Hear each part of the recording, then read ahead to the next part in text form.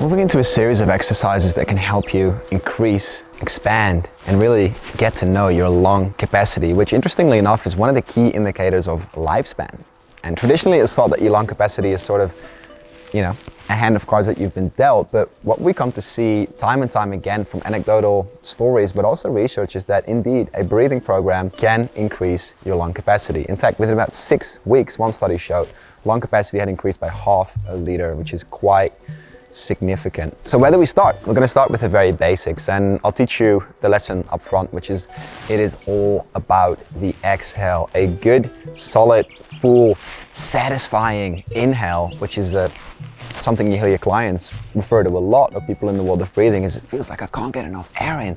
We also call that hyperinflation, where what's actually happening is we're always breathing in the top of our lungs, and where the breath really wants to go, where 60% of the oxygenation happens, where gravity, the forces of nature allow all the blood to pool, which is where the oxygen actually needs to reach, is in the bottom 40% of the lungs. Okay, so what we're really trying to do is to breathe low, slow, and deep down into the bottom. And it all begins with a good exhale, which is the indicator of a good inhale. So for starters, we'll do some very basic progressions, but there's one exercise called pursed lips breathing, and it's a great awareness exercise where you're starting to become present with the sensation of breathing out and extending the exhale. It is actually quite simple, but there's many different ways it can be done. It'll slow down your breathing, and it will also reduce the work of breathing because it keeps your airways open for longer, which is one of the reasons why it's used in managing chronic conditions like COPD,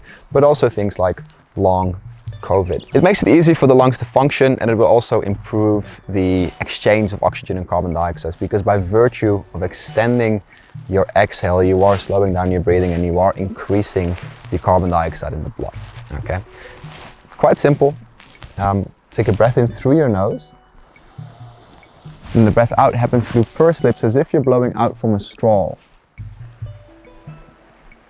And you will feel that by breathing out through the mouth and using these different lip positions, it's easier to regulate the flow of breath out. So you can extend it and take another breath in, as if you're blowing out a candle. And what we're looking for is to have about double the time of exhaling than it takes us to inhale.